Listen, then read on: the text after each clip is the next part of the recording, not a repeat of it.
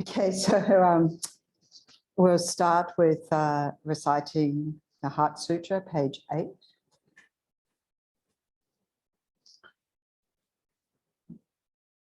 I prostrate to the Arya triple gem. Thus did I hear at one time.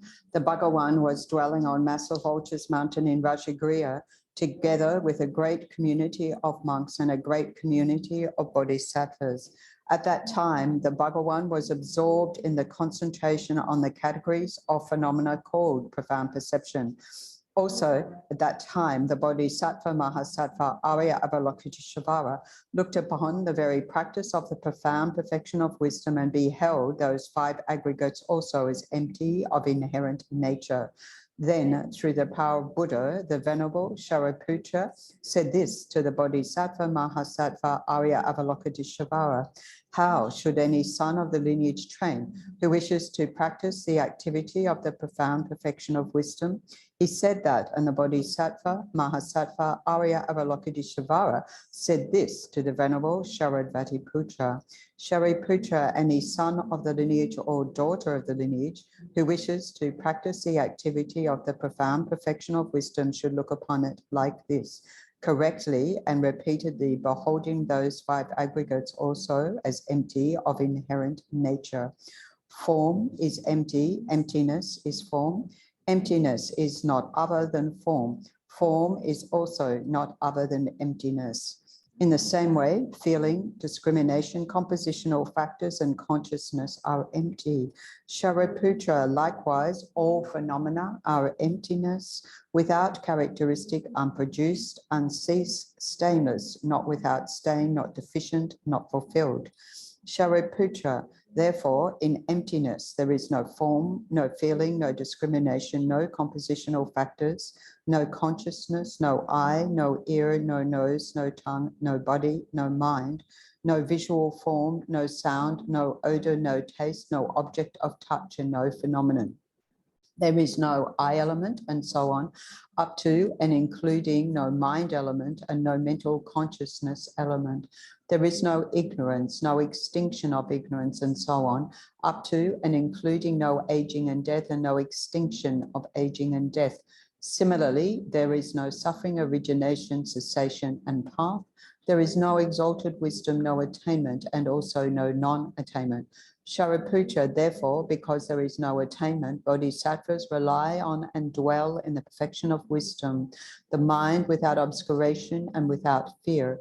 Having completely passed beyond error, they reach the end point of nirvana. All the Buddhas who dwell in the 3 times also manifestly, completely awaken to unsurpassable, perfect, complete enlightenment in the reliance on the perfection of wisdom. Therefore, the mantra of the perfection of wisdom, the mantra of great knowledge, the unsurpassed mantra, the mantra equal to the unequal, the mantra that thoroughly pacifies all suffering, should be known as truth, since it is not false. The mantra of the perfection of wisdom is declared: Tayata Om Gate Gate Padagate Padasam Gate Bodhi Soha. Shariputra, the Bodhisattva Mahasattva, should train in the profound perfection of wisdom like that. Then the Bhagawan arose from that concentration and commended the Bodhisattva Mahasattva Arya Avalokiteshvara, saying, well said, son of the lineage. It is like that, it is like that. One should practice a profound perfection of wisdom, just as you have indicated, even the Tathagatas rejoice. The Bhagawan, having thus spoken, the Venerable Shariputra, the Bodhisattva Mahasattva Arya Avalokiteshvara, those surrounding in their entirety, along with the worlds of gods, humans, asuras, and Gandharvas, were overjoyed and highly praised that spoken by the Bhagawan. I prostrate to the gathering of the Dakinis of the 3 chakras who abide in the holy yoga of using space. By your powers of clairvoyance and magical emanations, look after practitioners like a mother her child. Akasamara Sashadara Samaya Pesa.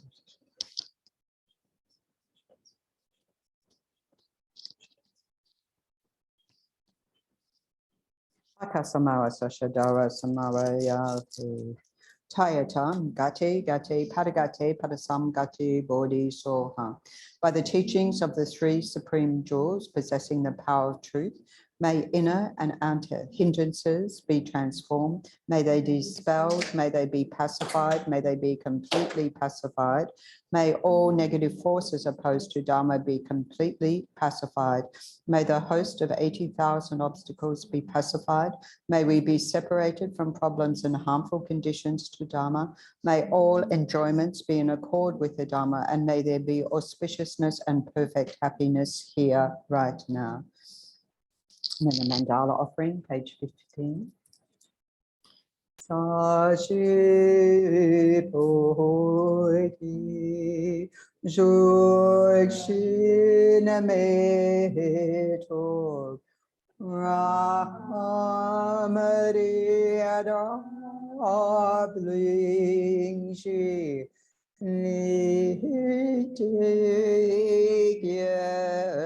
Bhadi Sange Shindu Nikte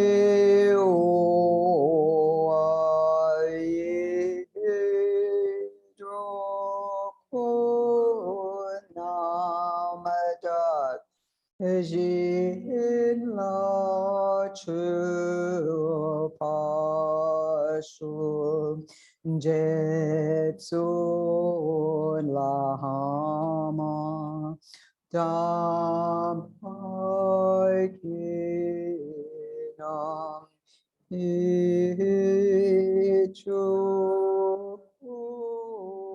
Kala Yen Se Chu Zintik Jita Zahampe Rojishin Malahazam Nichuriki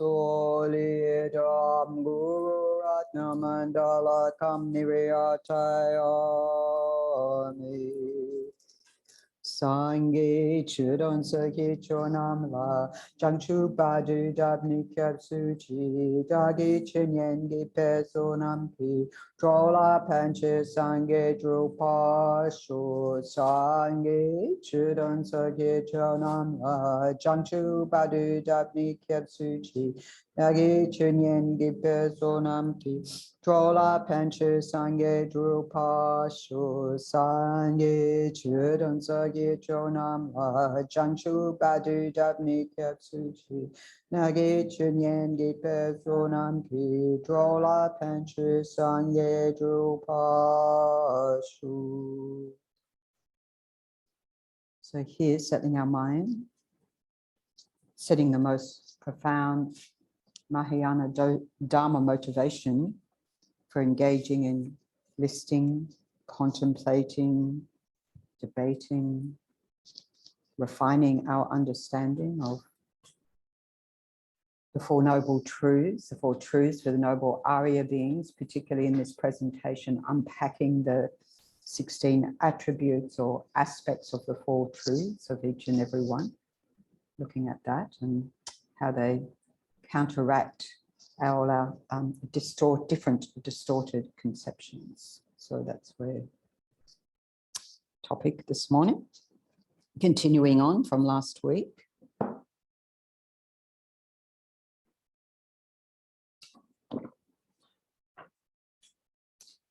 So we were looking at the attributes in relation to the first noble truth. We've got this sheet, the distorted conceptions and the four aspects of true suffering. And we said, the Buddha said, the Buddha's first teaching and last teaching was on impermanence. So this one is sort of like, we come back to it again and again and again. And so this notion of impermanence, we can see this process of disintegration, dissolution, loss, parting. The Buddha said, wherever a meeting, there's a parting, and so forth. Things don't last. And that things that exist go out of existence, disappear. So it's also a process of continual renewal, of rebirth, of creativity, of things coming into existence that weren't there before. And there, you know, we can look at our own potential in that, in which, you know, our potential for change due to permanence or impermanence, shall we say. See the mind grasping at permanence, because that's the point here. So we can see clearly this in our ordinary experience, you know. For example, where has our experience of the breakfast we had this morning gone? I started to say, where is our breakfast gone? But I can sort of still feel a bit of breakfast happening. So, but where is our experience of that gone? Or the conversation that we had yesterday with someone, where's that gone? Or in 6 months' time, where's this moment of perhaps joy or anger or irritation or distraction or whatever? In 6 months' time, what's that? You know, where's that gone? Where's that going to be? Gone. It's going to be gone. So we know this, and we sort of know this, this truth, this to be truth, conceptually. We get this. It's not difficult to get, and we can observe it if we contemplate it in our experience. But the thing is to look at how we live. You know, we don't often live from the space of that wisdom, realizing impermanence. You know, even though we're aware of that, just observe how often, despite this wisdom, we still grasp at something to be permanent, to be stable, you know, sort of reliable. You know, I have a permanent, enduring sense of myself, even though at the same time I do want to change, you know, get fitter, get slimmer, you know, get nicer muscles or get muscles. You know, we have that. So it's like we hold these contradictory minds at the same time, you know, that the grasping at permanence is there. So it's good to see how we continue to create that sense of permanence, you know, at things being permanent. And I always sort of think of that out there. We create an image out there, and that image is a permanent thing. So, for example, one very common shared example would be members of our family we have an image of. So, for example, I have an image of my mother, right?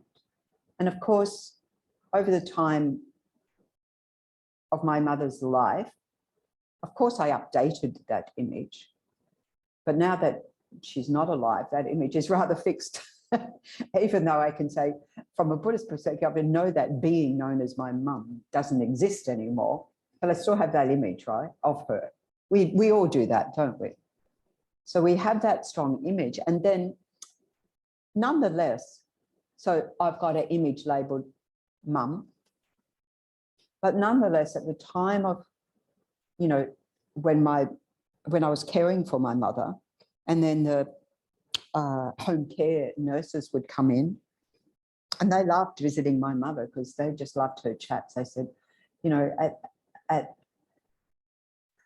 her funeral, they said, oh, you know, she was so a woman ahead of her years and her ideas and so forth.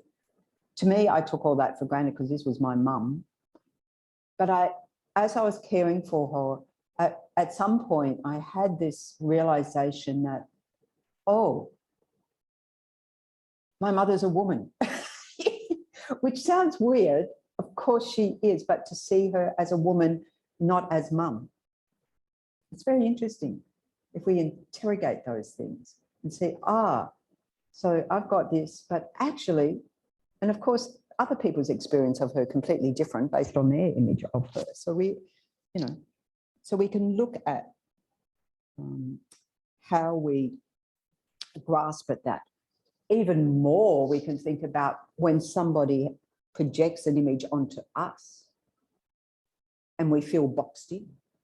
We feel like we've been put in some category, and no matter what we do, it's like they always relate to us that way. And then we have some sort of sense of cognitive dissonance. This is not me, you know. So we're doing this all the time. We're creating categories and lists and labels and boxes and so forth.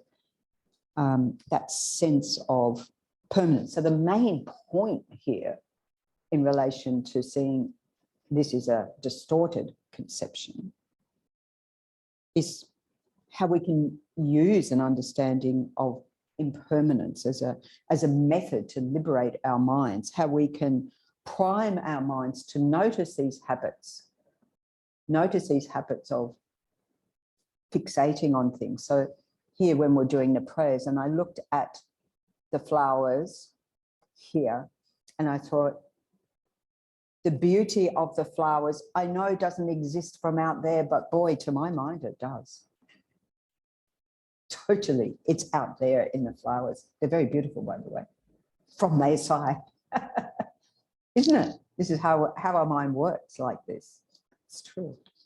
So we've got a lot of just in our day-to-day life, we can just look at, oh, that's fascinating. As a scientific observer, not, you know, not beating ourselves up. It's to interrogate, to know, to familiarize. Ah, yes, I do grasp at things being permanent. It is true. I do have this, even though I know, and I've heard the teachings, you know, moment by moment change. Of course, we can't see the momentary change, but even at a gross level, a coarse level of change, I'm still grasping at things to be permanent. So we can just notice how much we do, right? And then where we ended up last week was on the third one, the distorted misconception, believing they're unattractive or impure, to be attractive or pure. So Lama Zopa Rinpoche gives us a way to meditate on that. Says, my body is, this is a way to meditate, okay? My body is like a garbage can or a septic tank that collects all the waste from the toilet. Okay, that's graphic. Nagarjuna said the body is a container of 36 dirty things. Why we say dirty? Because it's on the basis of contaminated aggregates. Kunalama Rinpoche explained that before food is eaten, it is clean, but after going inside the body, it is dirty. It's Bodhisattva's attitude. That's the one I was referring to last week. So it's continuation on Rinpoche's teachings on these first four within Bodhisattva's attitude from the first Lamp of the Path retreat. Whether it comes out the mouth, the ears, or the holes in the lower part of the body, it is dirty because the nature of the body is dirty. Well, the nature of my body is dirty because of looking at my body as completely clean and being attached. I have suffered in samsara from beginningless rebirths up till now. Now, I watched during the week this Catalyst program, tweakments. It's a thing. And everybody's doing it, apparently. Botox here, there, everywhere. And they spend thousands and thousands because there's a permanent idea of what I want to be like. I think the Botox might make it fairly permanent too. This sort of frozen look. So this obsession with, you know, perfection or of the body, we spend so much time on this.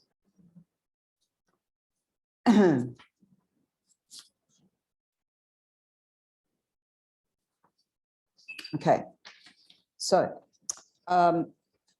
we can think like that, but then this is the example used in relation to looking at the contaminated aggregates, these abject, contaminated because thrown by karma and delusion, so it can only be in the nature of suffering, as being empty because they lack a permanent unity, independent self. So how does this work? How is it that that reflecting on this misperception of the body as impure gets us free of this misconception and gets this view of emptiness? So His Holiness the Dalai Lama, in the book with Venerable Thubten Chokyi, Samsara, Nirvana and Buddha Nature, says that the mistaken belief that the body is pure involves holding the person, me, and the aggregates, mine, my body, my mind, every bit of me, to be separate when they are of the same nature. And so seeing that the person is the mere label we give to all this continuum on the basis of the body. So during the time of the Buddha, you know, the strict like caste system was held very strongly, right? So the Brahmins prided themselves as being pure. So this is why, you know, the Buddha presented these misconceptions in the context of the times in which he lived and the belief systems that were there at the time. The Brahmins were the class who had the opportunity, the seekers of truth. They had the opportunity to study and so forth. And it was believed that they were pure because they were born from Brahma's mouth. And the lower castes were believed to come out the lower parts of Brahman's body. And so they were unclean. They were seen as impure. And so there were strict rules about cleanliness from the Brahmin side, and they wouldn't touch those of the lower class. So it became like the Dalits, the lepers became untouchables. They were called untouchables. You didn't touch them.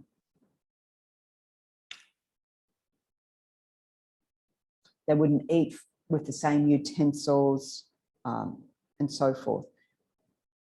And the Buddha completely cut through all of this. He opposed the whole caste system and that notion of purity that was the basis for that. So this was quite radical at the time. So, you know, the Buddha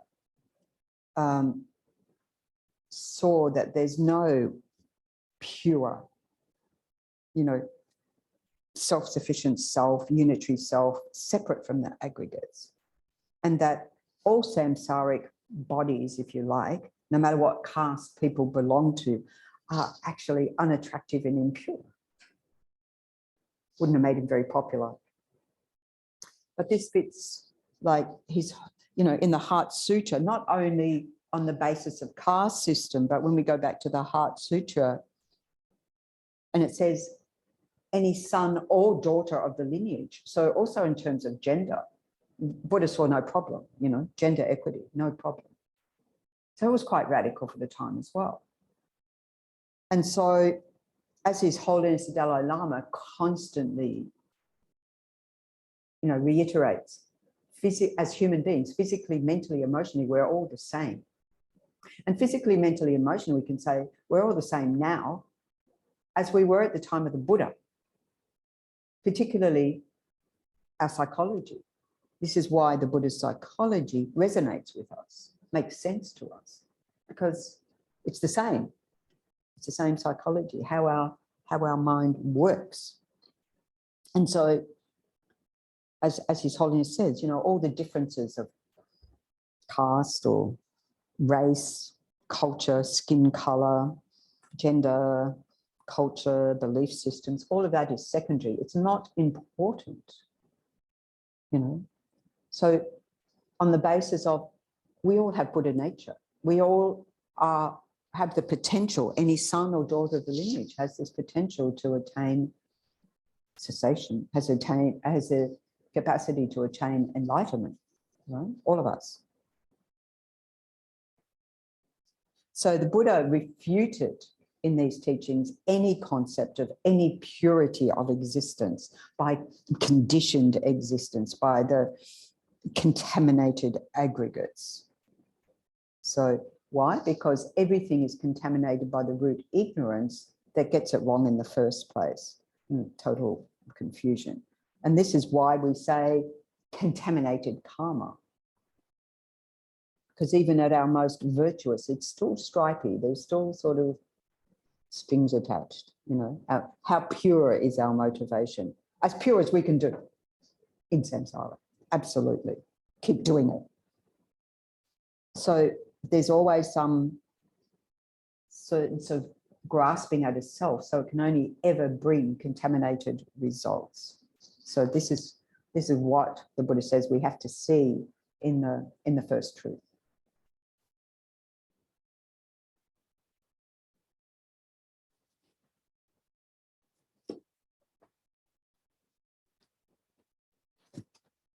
Okay, that's the next one. So then, as we go through, just a reminder that we see with each misconception how, like we were just discussing about impermanence, how is it that my mind holds these misperceptions? How is, you know, this is what we need to meditate on, each of these aspects in our experience, so that we're able to really completely, as the Buddha said, the first noble truth is to be known, to be identified, we've got to comprehensively know it in all aspects, to realize it.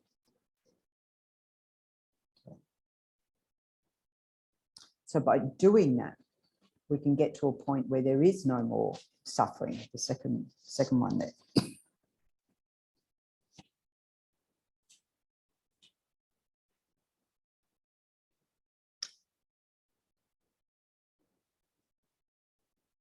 So the fourth one, then, believing what lacks a self to have a self, right? The self-grasping, innate self-grasping. This is the reality we're totally blind to. It's said to be, our minds are concealed, that we don't get the ultimate truth. You know, in the first week we're looking at the two truths. We don't, we're obscured from that.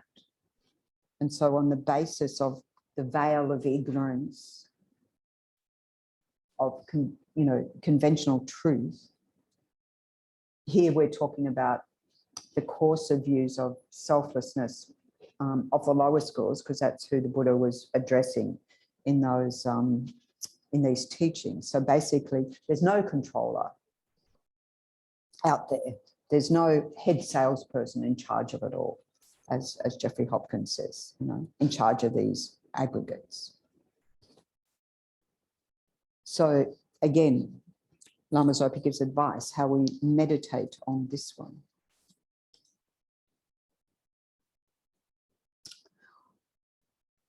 While the aggregates are not I, the self, so the aggregates, form, feeling, discrimination, compositional factors, consciousness, are not the self. Because of looking at the aggregates itself and being attached, I and all sentient beings have been born and suffered in samsara. That being attached is what propels us into existence. Numberless times from beginningless rebirths up to now. So meditating, thinking there is no I, no self inside this body. My body is not the self, nor is my mind. Form is not I. So we're going through the aggregates. Feeling is not I. Cognition is not I. Compounding aggregates, contaminated aggregates are not I. Consciousness is not I. None of these five aggregates is I, and even all together, they are not I. So this is a sort of classic way of starting to interrogate, unpack. The aggregates themselves are not I, nor can I be found on the aggregates. Nowhere from the tips of my hair down to my toes can I or self be found. So we interrogate body, we interrogate mind, we interrogate the whole collection. This I is totally empty, not only now, not only last night, not only from birth, from beginningless time. It has been empty and non-existent from the beginning. It never came into existence. But while it is like that, I have this hallucination that the I exists from its own side. We grasp at that to be true. That I, that is just this second merely imputed by the mind, the next second appears back to the hallucinated mind as not merely labeled. So first of all, we put that imputation on, but then we reify that. And it looks real from its own side. Then my mind holds on to that appearance 100% to be true. And in that moment, I create the Raja Samsara, ignorance. This is how our minds work.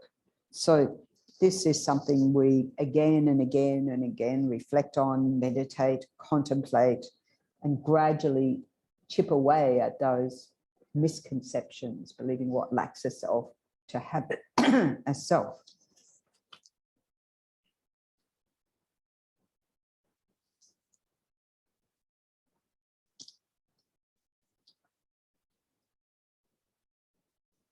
And so Geshe Tashi in the Four Noble Truths from the previous Foundation of Buddhist Thought course talks about this distinction, because often we conflate number 3, well, what's the difference between empty and selfless, and says that when we're looking at the empty here in this presentation, it's at a much coarser level. And the fourth is at a much more subtle level, which is why we need to use this sort of logical analysis, just like Lama Zopa Rinpoche just explained, you know. So he says there can be no king, just like the analogy of the head salesperson, no king over there controlling the subjects over here. We might be capable of understanding this point, but it's much more difficult to see that within the 5 aggregates. There is no self-existent I at all. So then, of course, we have to say that, of course, we exist. So it's not nihilism. It's not chucking everything out. We have to not go to the extreme of permanent, which is in the first one, or the extreme of nihilism here in this one. So they're the 4 distorted misconceptions in relation to the first noble truth, the noble truth of suffering. Existence is in the nature of suffering. And then the 4 antidotal attributes that counteract that on the basis of interrogating the aggregates, this body-mind continuum. Okay. Questions, comments, so forth? What's the difference between selfless and independent? No, sorry, self-sufficient and independent. Well, self-sufficient is a sense of having independence. It says permanent, unitary, and independent. That's the view that's being refuted here, of being permanent, unitary, and independent. So it's an aspect of that, but also seeing the self as permanent, and it's a sense of that unitary, singular nature. And the substantially existent is more like the permanent side. So you could say it is an aspect of that sense of independence, self-sufficient. And we have to interrogate that. You know, when I was to see how can, rather than just words, examples of that in my experience. So like in the late 70s, mid 70s, you know, being part of the women's movement. And I was in Melbourne and there were people going, women going and setting up these independent communes, you know, separating out from society. But you interrogate that and nobody can. You are dependent. In fact, as the Dalai Lama said when he was asked about the Mayan prophecy, you know, about the world was going to end in 2012. What happened? It was 2012, wasn't it? Did we miss it? Didn't end. But His Holiness responded to that. This was in a talk in Hobart, saying that, well, of course, to the Mayan, there was that built-in redundancy. Their world was going to end, their calendar ended or whatever, because they had that notion of independence, not trading outside. So you can't sustain that. We are so interdependent. Just look in the world, you know. So by having that view, you could sort of say, well, you could see from that worldview how you could hold that worldview. But then it was that people took that up all over the world as if it was fact, true. But you got to interrogate. We're still here. Didn't happen. Not even a hint of it happening, was it? We've got a more hint these days, but I'm not going there just at the moment. Okay, so good. So then we look at the four aspects in relation to the second noble truth. And then these four aspects of true origins interrogate this in relation to afflictions, especially the craving, because that propels existence. And the karma, that also propels us into whatever realm of existence we're going to find ourselves, that ripening karma and so forth. So this distorted misconception, and this, it's got, you know, these names of different views that were held by non-Buddhist schools at the time of the Buddha. So you've got to think that he's refuting those views that were held. So here, believing that suffering is random or causeless, which was a view held by Shravakas. So you could say that we do have this type of thinking in the world still today, right? Oh, you just happen to be in the wrong place at the wrong time, or the right place at the right time, or it's coincidence, or it's luck, or it was just an accident, or, you know, stuff just happens, isn't it? We have those views, so we can look at how those views happen in the world. So this is the view being refuted here. There's no such things don't happen without cause. They don't just happen. They don't come out of nowhere. So they have causes. And if we're talking about in relation to the second noble truth, the truth of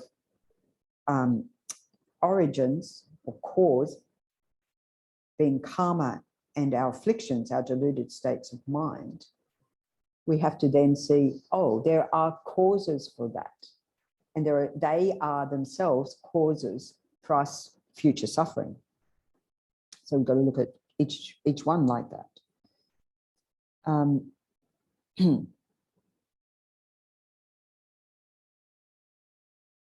So the causes, there are causes, primarily the afflictions and the karma we create through the force of those that manifest then in the different types of suffering that we experience, either in this life as a human being or in other circumstances, as an animal, or in any of the realms of existence, and each moment of those experiences. So we do know that,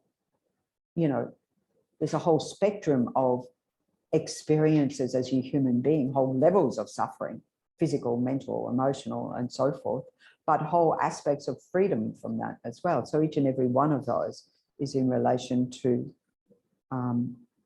its concomitant cause.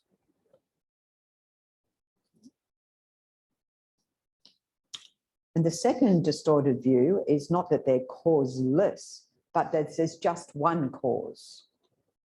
And we do tend to simplify, you know, when we're talking about karma, or what karma causes this.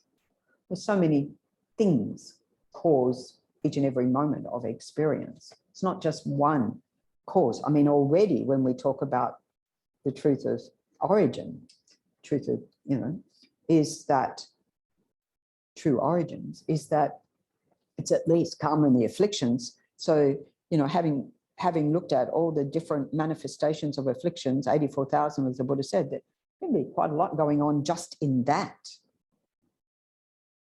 Right? So again, we do have this misconception of you've just got to trace the one cause. You know, when there's a national crisis or international crisis, like a pandemic.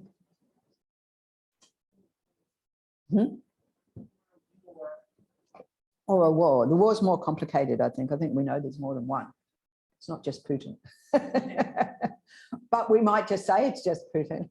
Actually, I stopped looking at the news feed. I just like, I know I should know what's going on, but it's pretty scary stuff, isn't it?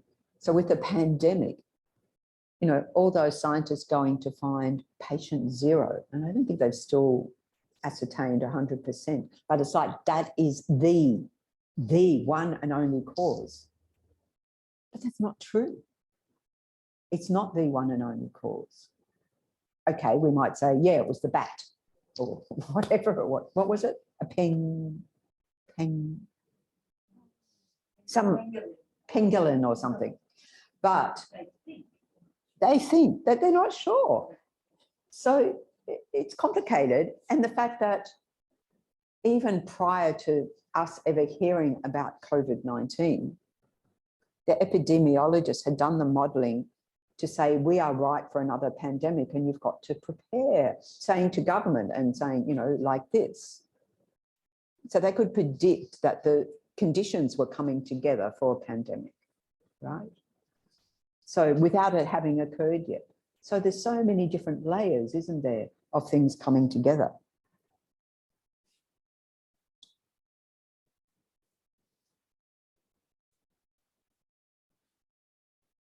So this is what the Buddha is talking about here in terms of the origins that can repeatedly produce all the diverse forms of suffering, all the different causes for that suffering.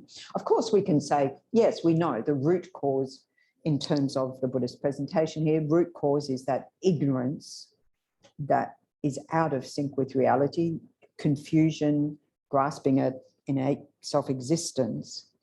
But it comes along together with the minds of distortion in and of itself. If we were to respond to that ignorance differently, like with wisdom, then it wouldn't be a cause of suffering. But it comes along with our attachment, with our anger, with our jealousy, with our pride, with all the delusions, and then the actions that follow on that basis. So that whole presentation of karma, so many causes and conditions coming together for one karmic action to be complete. And on top of that, we have the karmic conditions such as frequently, how frequently you engage in that, the weightiness of action, the power of the object, the weightiness of that in terms of, you know, being a Buddha, being a parent, being a, you know, bodhisattva, being an Arya being and so forth, and the result. So it's very complicated. Karma is extremely complicated. So as with that, you know, famous story from the Buddha about the fly on the cart, cow dung, that went around the stupa. Oh, I think that's the punchline. Actually, that is, at the time of the Buddha, the old man who came to Ananda, Bodhisattva Sayadaw, and requested ordination. And Ananda couldn't see any good qualities in him and sent him away. But he persisted. And so he went to the Buddha, and the Buddha accepted him for ordination because the Buddha, out of his omniscient mind, being able to see past lives of each and every sentient being, could see that in this former life, however many lifetimes ago, he had been this fly on the cow dung that had gone around a stupa. Now, a fly doesn't know what a stupa is, but it's gone around a holy object and had, by that imprint on the mental continuum, and given that karma multiplies, it ripened in this lifetime as a very virtuous state of mind, requesting ordination. And then the Buddha turned to Ananda and said, only a Buddha knows karma. In other words, back off. Because it's complicated, because it's so subtle. We don't know in what lifetime, we've created the virtue that we're experiencing the results of right now, right? Or however many lifetimes, because we could say it would be simplistic to say it was one cause in one lifetime, as we've just looked at, right? So many different conditions have to come together for that.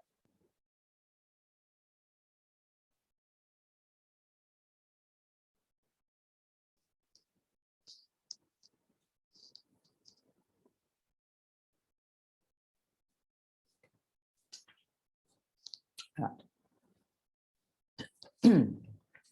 So then we look at the third aspect here, believing that suffering arises from discordant conditions. And again, this is a view held at the time of the Buddha, such as an external creator, a creator God.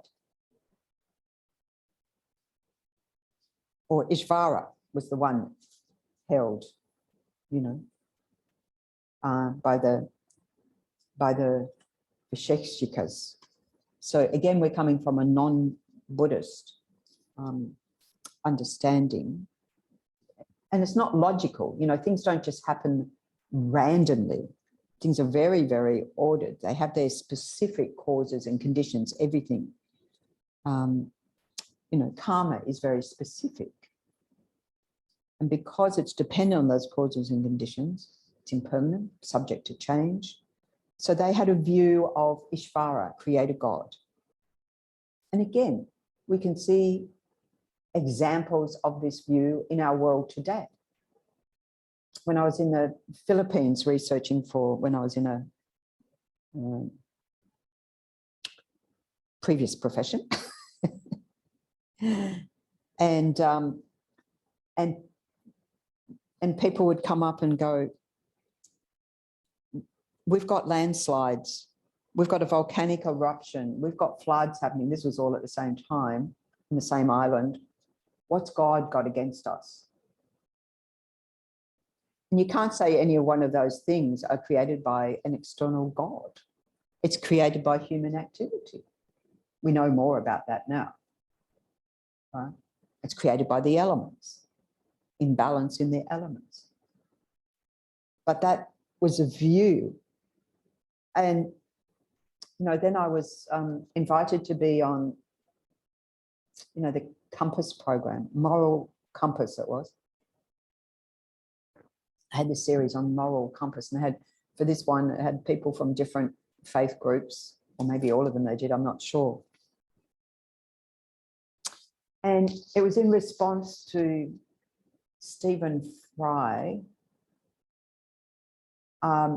really being very upset with God for allowing all these different forms of suffering. How would a God allow this to happen in the world? How would a God allow that to happen in the world? And it was like God got the whole rap. It was all on God. And where's the human responsibility? Those things, those atrocities that were happening, that he was talking about, was human beings, what human beings were doing. But yet that view persists, isn't it? Totally persists. Today, not just at the time of the Buddha, today we have that view in the world. So we can look at examples of that, you know. Of course, you know, we know from the Buddhist view, we are the sole creators of our own experience, of our world and the way we experience it. Lama Yeshe says we all create our own universe. So our own experience of the world is ours. It's really hard to get our head around like that, isn't it? Maybe we don't blame God, but we blame the boss or something, the politician. The dependent arising. I think, remember casting your mind back, sorry to mention the name, but before Trump was elected, we were at a Lamp of Path retreat. Were you at this one? I can't remember if it was the one when he was, oh no, you didn't go. That's right. I went. Sorry, I keep forgetting, Leslie. Sorry. So the election was coming up before Trump got elected. The very first question to Lama Zopa Rinpoche at that retreat, Rinpoche, what do you think of Trump? That was the question. Rinpoche said, America has the leaders it has the karma for. The world has the leaders it has the karma for. So we've got to think like that. It is a dependent arising. It's not just out there. It's not independent of me. It's a karma of us all. It's a very interesting thing to contemplate. When you're in America, surrounded by Americans, and there's an election on. Very different. Okay.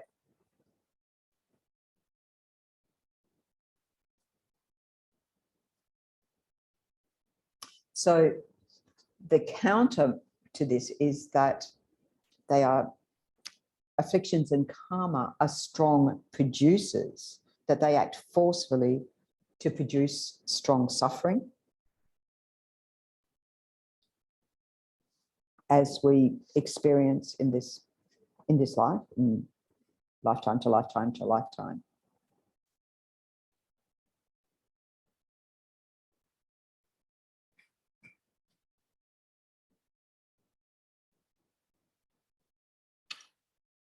And so the fourth one, believing that suffering is fundamentally permanent, but temporarily fleeting. Another view held at the time of the Buddha.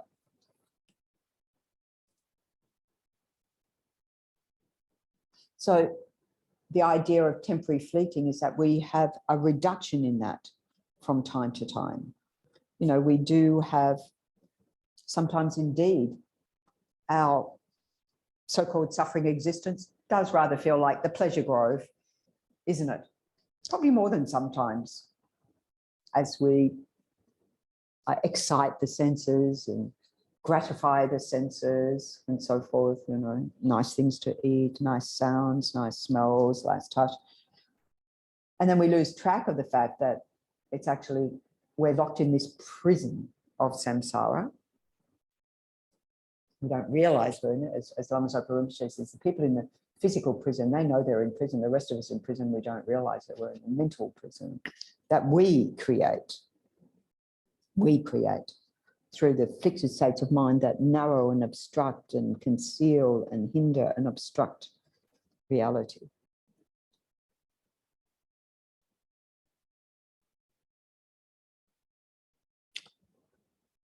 So, you know, sometimes it can feel very pleasant and nice. Other times it's like an endless, unbearable torrent of suffering, isn't it? But then at least this propels us to do something. It's usually when we're having that unbearable torrent of suffering.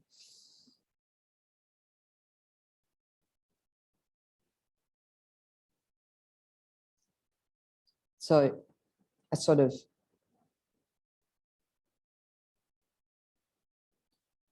feel like that's, you know, when we get the boiling frog syndrome and it gets too hot and we jump out. But as it's been going along, we haven't been aware of it. so that it feels nice until it just feels really unnice. Okay. It can trigger us into action, most definitely. Maybe why some of us are here in the first place.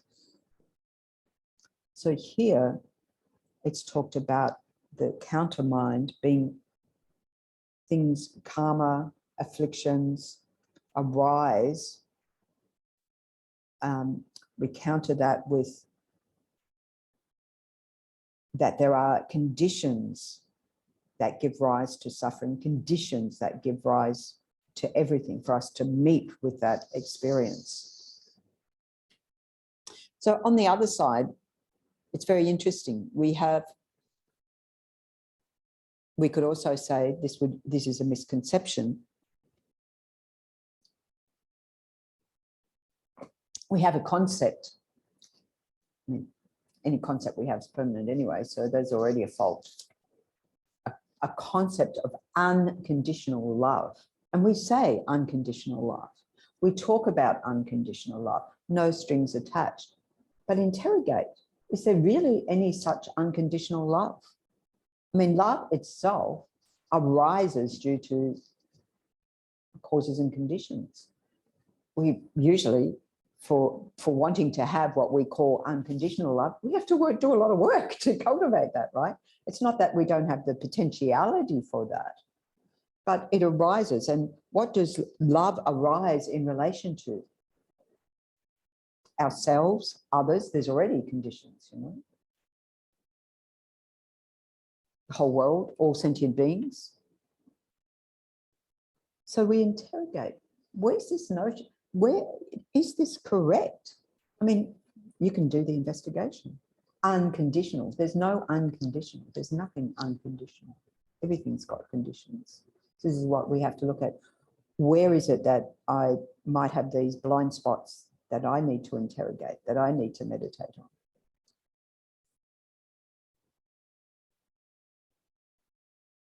Questions, comments? It's the first four. Second four. Okay. Continue. And turn over. So then we look at where we really want to get to, cessation, nirvana.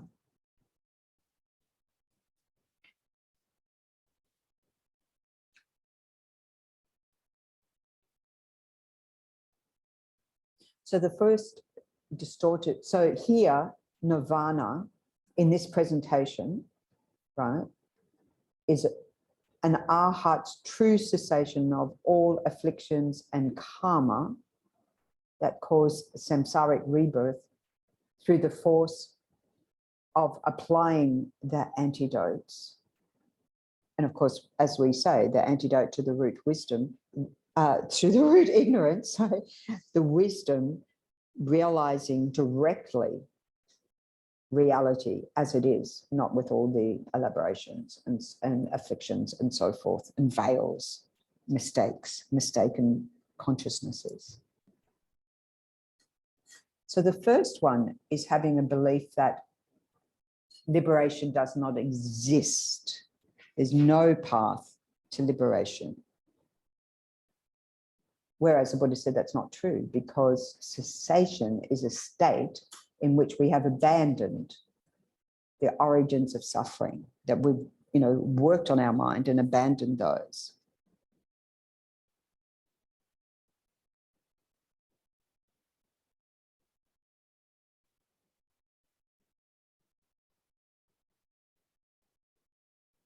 So this is why we study.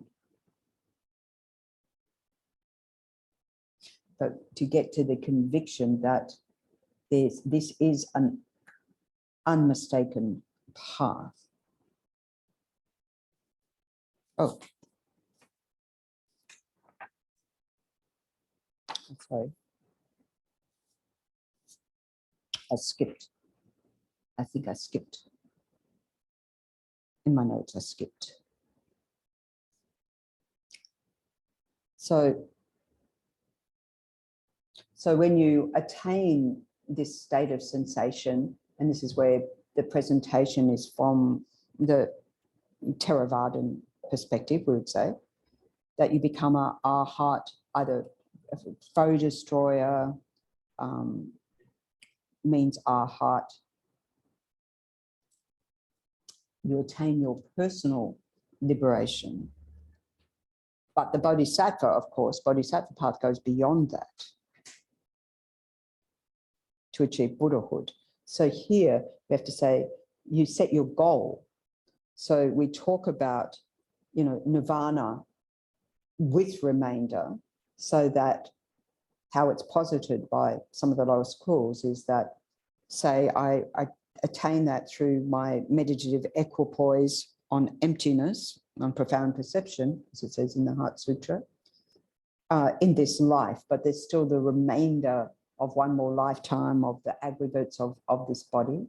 Or then without remainder, when you're free of all that, so that's still from the Theravada, or non-abiding nirvana, which is what we say, though, you know, those of us on the Mahayana path, aspiring bodhisattvas, and then on the bodhisattva path, that you don't abide there in that state of cessation, of bliss, and so forth, that you continue on then on the bodhisattva paths and grounds, because that's what you have set as your goal, to become a Buddha, which is called non-abiding nirvana. So there's different presentations about what, according to which particular lineage you're following and which goals you've set, to what attainments nirvana, what nirvana means here.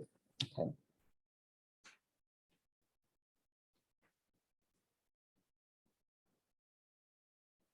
So this first one counters this view that we're all just stuck here, nothing to do. It's like the existentialists, like Jean-Paul Sartre and so forth. I was really into when I was a teenager, really into. Actually, my teacher said, because I said, she said, so do you believe, you know, that existence is hell or something like that? And I said, I believe we create our own hell. I didn't know what I was saying as a 14, 15-year-old. But then I met the Buddhist teacher and I thought, well, that wasn't incorrect. But her response was, well, you're going to have a very hard time in life.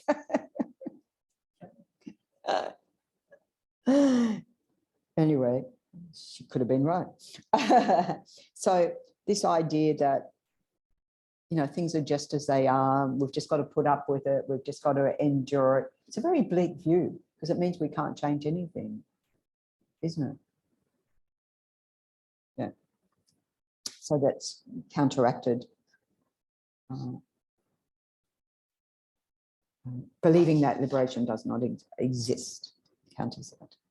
And then believing that, next one, that other contaminated states, such as the meditative absorptions, here we're talking about in the form and formless realm, that they are liberation, because after all, it gets more and more blissful. Like you're going, as you progress in the form and formless realm, more and more deeper meditative absorptions, more and more subtle, so that the previous absorption, you thought that was it, it appears now coarse. And so you get to more and more subtle levels of mind. And, you know, feel, because it feels peaceful, because it's blissful, you think this is it, you know. So I don't know if people saw the Kundan movie, or if you did, if you remember, there was a in Kundun, there was a moment when the monks were outside and they got the blankets over clotheslines, and they're bashing the blankets, and they just totally blissed out, you know, like, this is amazing. That sort of, no drugs involved, right? That sort of experience.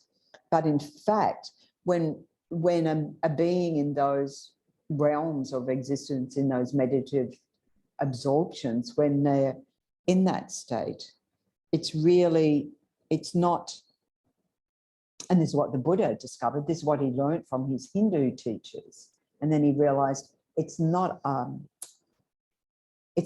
final pacification. It's the afflictions haven't been eliminated. What you've done is you've suppressed temporarily. It might be temporarily, might be a long time, but you've suppressed those manifest afflictions. You keep them from arising up. They don't have the conditions to arise, but you haven't got rid of them. So in this way, in the form and formless realms, it says we can get to the peak of existence. In other words, that's the sort of last level of samsara, just about out of samsara. But because of innate self-grasping, that's why we're still here. That I remember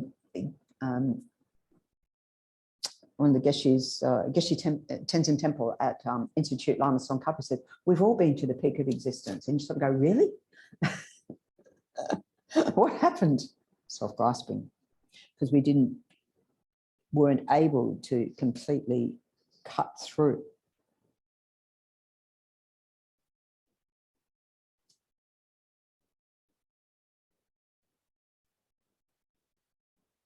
Okay.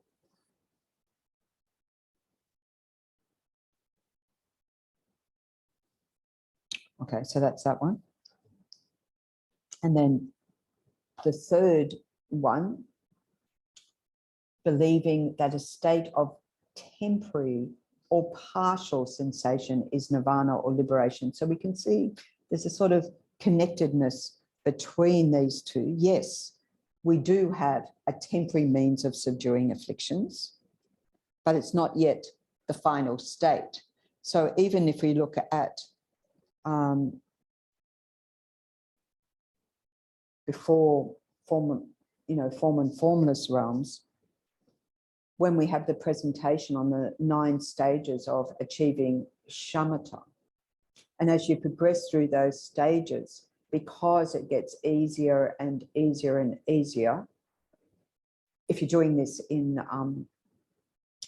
a retreat setting where you're indeed, your aim is to stay until you achieve shamatha, whether it's 6 months, 18 months, years, whatever it takes, it gets easier, but a complacency sets in because it feels, as previously, it feels blissful, it feels easy, it feels like I don't have to put effort in. And shamatha itself doesn't cut the root of cyclic existence anyway, because it's a mere placement meditation. It's not the wisdom aspect. It's to prepare us for that.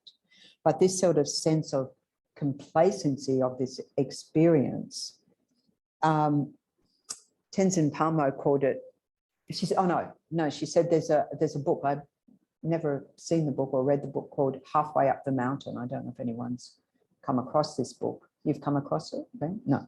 Halfway Up the Mountain, which means you're halfway there, but it feels so amazing that you stop there because you think this is it, right? You think you've attained nirvana, so you rest there. But there's, something much more sublime, as the Buddha said, that is superior to the source of benefit and bliss, that blissful state. So nirvana is sublimeness, because it is this superior source of benefit and bliss. It's what we're actually seeking, genuine, lasting happiness, eudaimonia, genuine happiness, not just the temporary sensations, cessations from the afflictions. So this superior, sublime state far surpasses whatever we experience in those temporary states.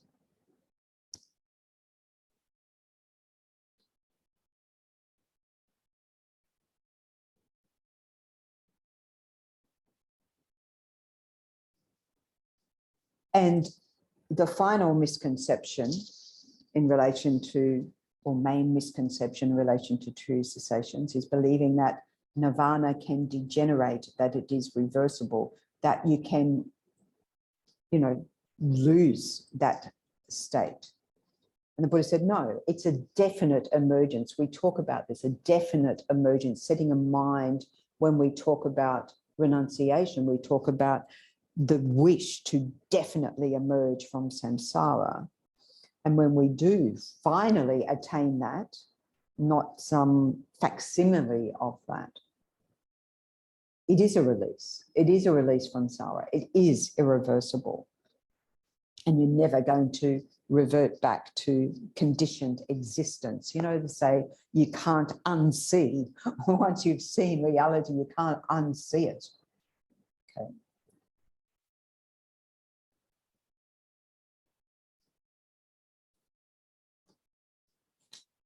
Okay, we'll try and complete this today, see how we go.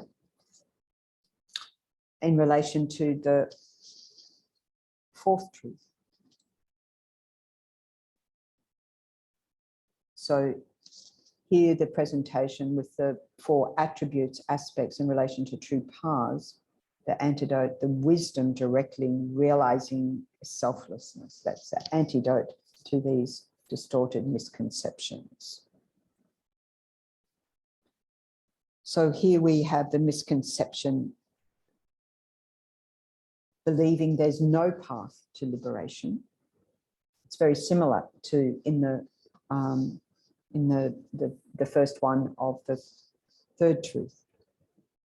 Whereas in actually, as we hear in the teachings, the wisdom realizing emptiness is the unmistaken path to liberation.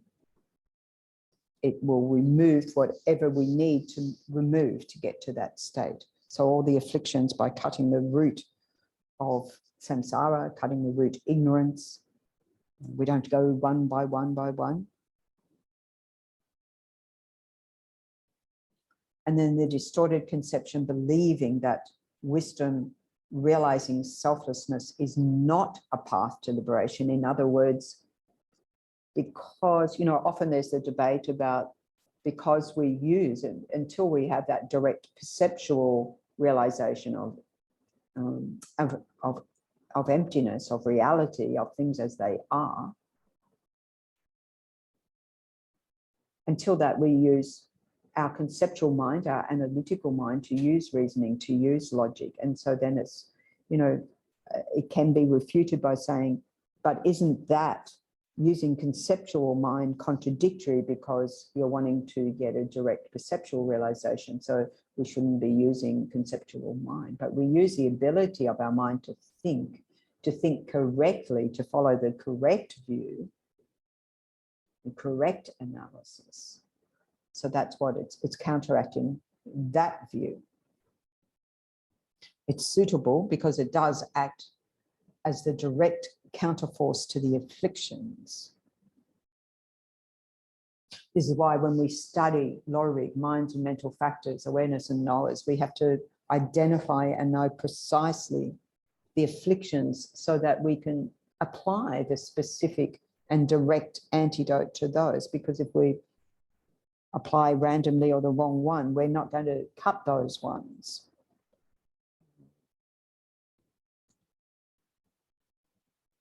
So, of course, we cut the root ignorance with this wisdom, having a direct perceptual realization of emptiness. And then we have to meditate on that, on the, you know, from the path of seeing that first moment, and then meditate on the path of meditation, another countless great eon, to attain that liberation.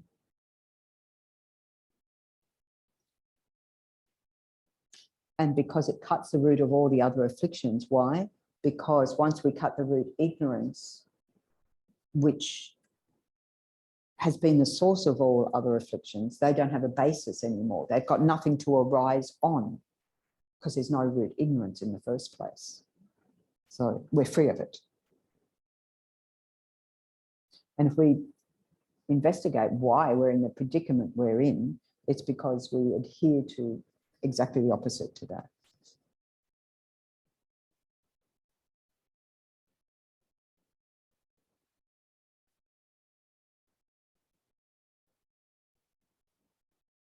So if we look at the mind of ignorance, we can't have at the both time and, present in our mind in a single moment of mind at the same time. The mind of ignorance, if that's operative, then the wisdom is not operative.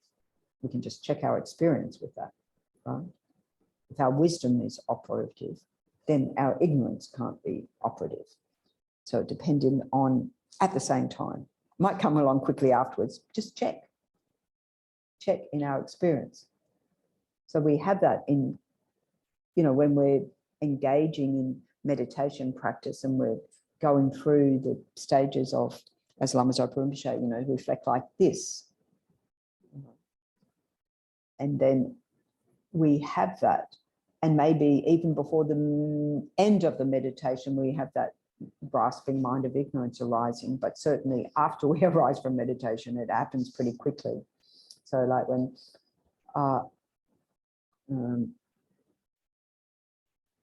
Venerable Thubten was writing about emptiness in Mandala and saying, whenever the I, he was doing a retreat on emptiness and said, whenever the I arose, I would stand up. And of course, I immediately thought, I don't think I'll be sitting down. Would I get a moment to sit down without the I arising? So we can see, we can check up for ourselves. We do check up for ourselves, okay? So we keep strengthening and strengthening that wisdom. We keep weakening the ignorance until eventually we can overcome it entirely. So that's why it's a suitable path. It says eventually. It doesn't say immediately. It says eventually, right? And then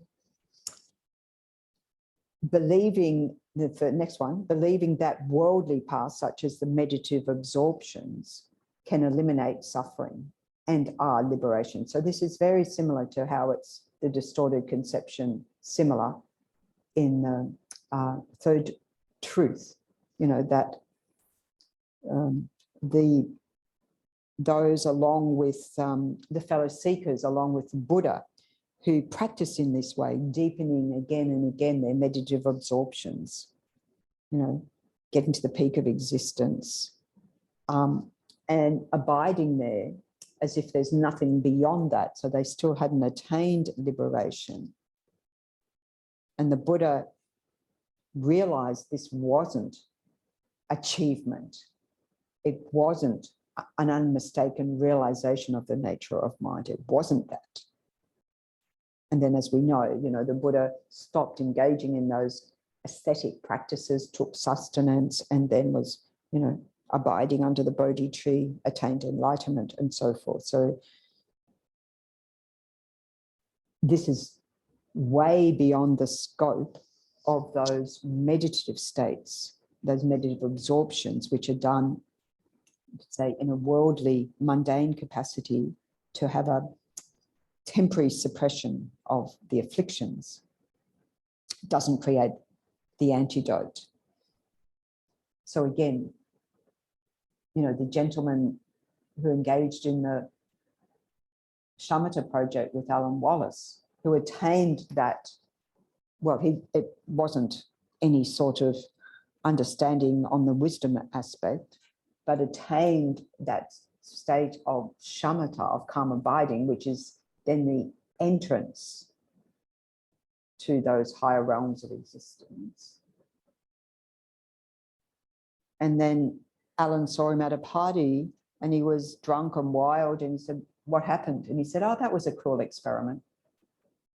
He put a lot of hard effort into that cruel experiment, but he didn't have the context. He didn't have the wisdom mind. He didn't have the presentation of the Dharma. So there were people involved in that whole project that, from different backgrounds. So it's a very interesting experiment. It doesn't mean you have to be Buddhist to attain shamatha and maintain it. But you could see that he didn't have the ethics that went with it. He didn't have the Dharma framework that went with it. He didn't have an understanding of karma. A whole bunch of stuff. It's such a shame. Such a waste. Because one of my friends was in the control group. She was so annoyed. She wanted to be in the meditators group. And she said we had to just have, you know, relax, have coffees, read magazines, do all this other stuff. She said, I really, I was like, I wasn't in that group. That's why I did it. Anyway, she did a lot more retreats after that. Okay.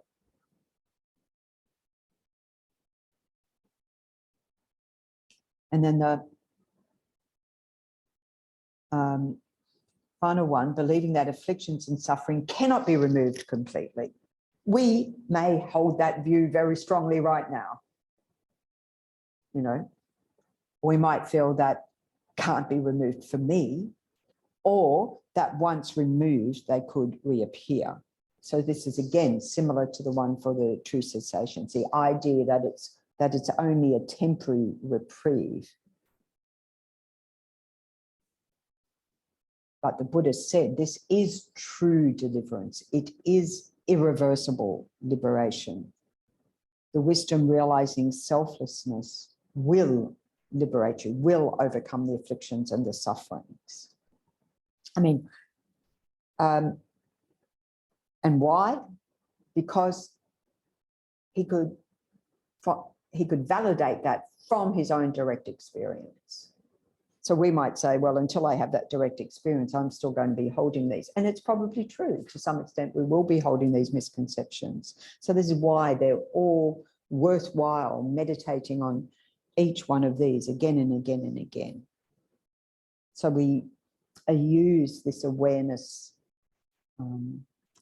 of the 4 truths, the 16 aspects in our practice, you know. We'll remind ourselves that samsara is a prison, not a pleasure grove. Thank you very much.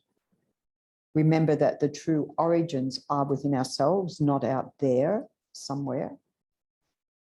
And we can be inspired that we can be free, we can be liberated if we follow the true path. So then we have to interrogate what a true path is. And the Buddha presented that in different ways. So by studying, reflecting, questioning, contemplating, meditating, then we generate more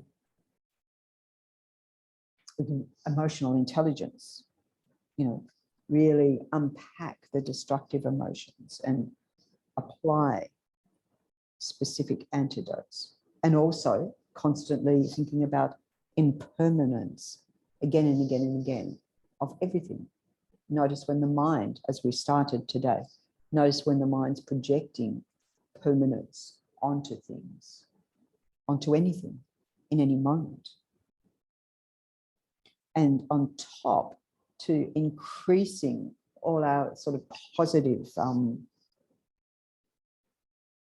counter forces to all the afflictions or the misconceptions, and to actualizing positive qualities.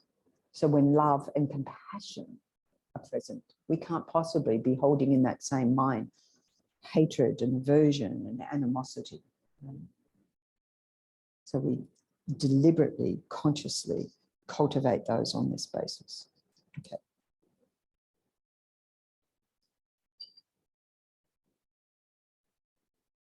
So we have to sort of not just see this as some sort of theoretical thing, but practice it, apply mindfulness in our day-to-day activities, and to transforming and cultivating because of impermanence. So it comes all back to that. Because of impermanence, everything is possible. What I said, as the Buddha said, we all have Buddha potential. We all can realize that. And we have to develop more and more conviction that all this is possible, just as the Buddha taught. Okay, so we'll leave it there for today. Now, next week, we have Losar, Tibetan New Year, right? On Thursday. So I think we're going to have a bit of a zhuzh, clean for the new year in the Gompa Tuesday, Wednesday. I'm not sure what times people are doing that. If anyone would like to help that, and setting up offerings for the, I think we have puja on Thursday, right? 7:30? 7:30? Yeah, it's a great celebration in the church. It kicks off these days of miracles, 2 weeks, 15 days of miracles where the Buddha manifested all these amazing deeds. And each and every one of those days, Buddha days, 100 million times the merit. So if we're wanting to accumulate more and more of a positive, it's a quick way of doing it, I always think. 100 million times every moment of virtue, every thought, every action, every deed. Go for it, you know. So come along and help out and make it all happen. And so then on the Friday, we'll look at, because, you know, that in this presentation in terms of our Buddha nature as part of this aspect. Okay, teaching. Okay, so let's dedicate all our virtues accumulated since beginning of time, and especially today. Page 17. Gewadi no hudu da plama sange druhut gyune dro wa chi kyang mahalopa de sala Wu Pa Shu Janchup Sencho Rinpoche Make Panam Ge Kuchi Ye Pa Nyamba Me Pa Yung Gogne Gondu Pawa Shu. Long life prayers for our precious lamas. Page 19. His Holiness Dalai Lama. Jig Ten Come Dear Pende Malupa Gang Le Shuang Wei Sam Yi Shino Adrin So Me Tenzin Gat Sola So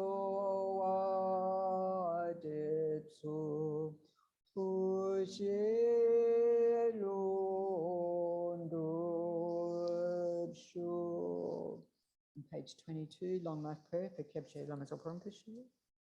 Tu so shan shin jam gun gyawe ten zin yom pelwe konzo go poise.